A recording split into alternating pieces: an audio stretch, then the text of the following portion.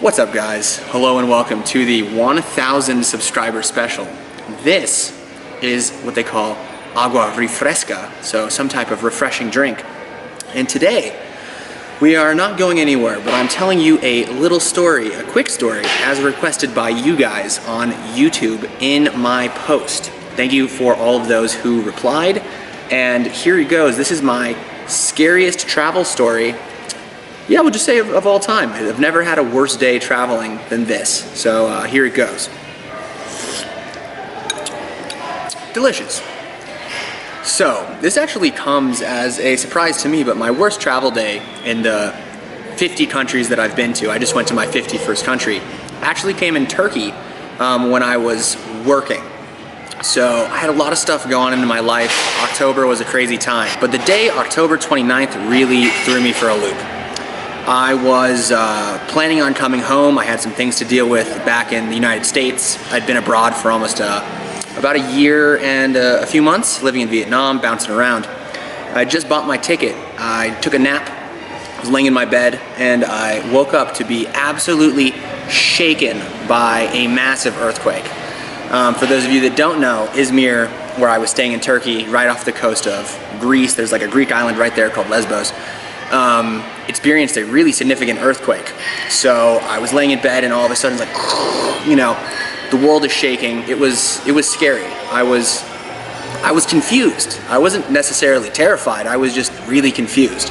I was more concerned because the building I was staying in, my Airbnb that I was staying in for a few weeks, was just like, let's say, old and poorly built, to put it in the slightest. So as it was, you know, I woke up, everything was moving, stuff was falling off the counter. The earthquake was Richter scaled 7.2, and the epicenter was really, really close to Izmir. So, you know, I get out of my bed, I'm like, what the hell's going on? Things are moving, things are shaking. I go in the middle of the Airbnb, and I'm like, what should I do? Because I was really concerned that the building was going to collapse, which was not an unrealistic fear, as a bunch of buildings collapsed in Izmir, like completely. It was kind of terrifying. So I actually went to my balcony just in case. There's a building next door, so I was fully ready to jump off this balcony. Luckily, it only lasted for about 30 seconds, and then it kind of like, and then it stopped. You know, silence. It was weird. So I'm sitting in my Airbnb, and I'm just like, what the hell just happened? I didn't know exactly how bad the earthquake was, but for something inside me said I should get out of this building, you know, because you never know. So I head out. There's people in the street, but the thing is, like, this happens in Turkey a lot. So everybody's, you know, there's no one really panicking, no one's screaming, just kind of living with their normal day. I head to a cafe. I didn't know what to do. You know, I grab my phone, grab a charger, head to the cafe. Didn't even grab my passport. It was very stupid. So what happened was I sit in a cafe, you know, people were eating and drinking. It seemed like normal, but then I walked a little bit towards the coast, and there was a mass exodus of people out of the city. I have never seen anything like this. Like, the only one way going south was completely full. If you're going towards the north part of the city, there's no traffic, 0 people. And along the coast, because there's a huge boardwalk that goes all the way down Izmir, people just walking in mass. Thousands and thousands and thousands of people getting out of the city. I've never seen anything like it. Friends are texting me, are you okay? What's going on? Hey, stay away from the water, there could be a typhoon. There was a typhoon, and it affected the northern part of the city. It was really, really sketchy. I wasn't sure what to do. Everyone told me to stay out of my building. The issue was I had the flight booked in 2 days, and I was leaving from Istanbul. So I was like, well, what am I gonna do if I can't go stay at my house? They say aftershocks can last up to a week. People were telling me to stay in a mosque. It was a really, really strange time. So I met up with a few Turkish friends, and we were trying to figure out what to do, where to go. I was just concerned. I didn't take anything I really needed. I was kind of stupid, and my roommate at the time wasn't even in town.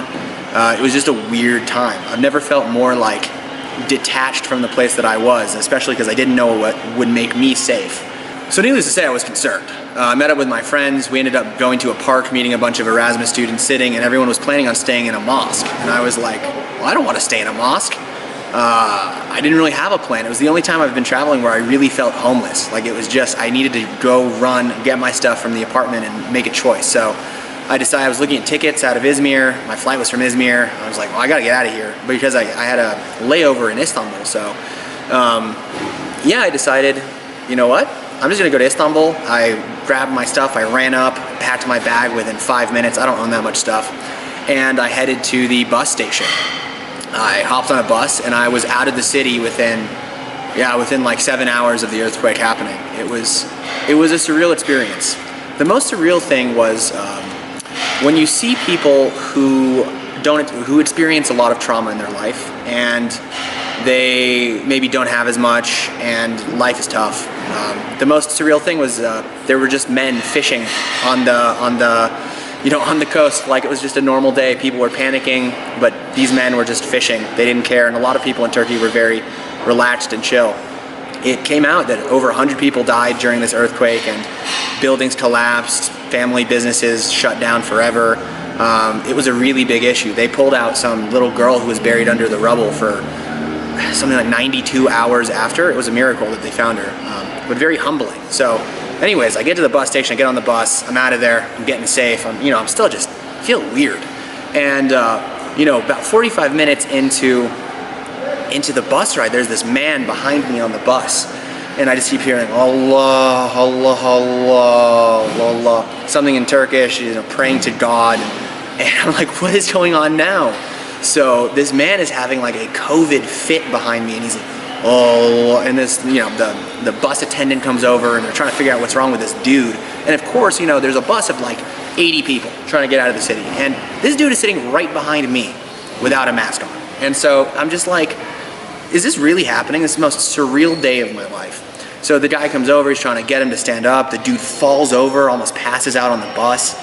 I'm just like, I don't want this dude to touch me because I'm not trying to get COVID. I've had a long day, I saw some buildings collapse and stuff. It's just been a long day. And this is at like 1 in the morning. Because the bus I took was at like 11:30. The night bus to Istanbul, it took about 8 hours. Anyways, they just decided to, just get him off the bus. They didn't want to, I don't know what his problem was, but the next small town we were in, they basically kicked him off the bus. He was completely out of it. It was scary. I was just having one of those days that you just like don't want to relive again. So that was October 29th, and knock on wood, nothing has happened since then. Refreshing. Yeah, that would be my scariest travel day so far. It wasn't about robbery. It wasn't about it wasn't about losing things. But the thing is that natural disasters do happen, and if you're not careful, they can happen when you're there.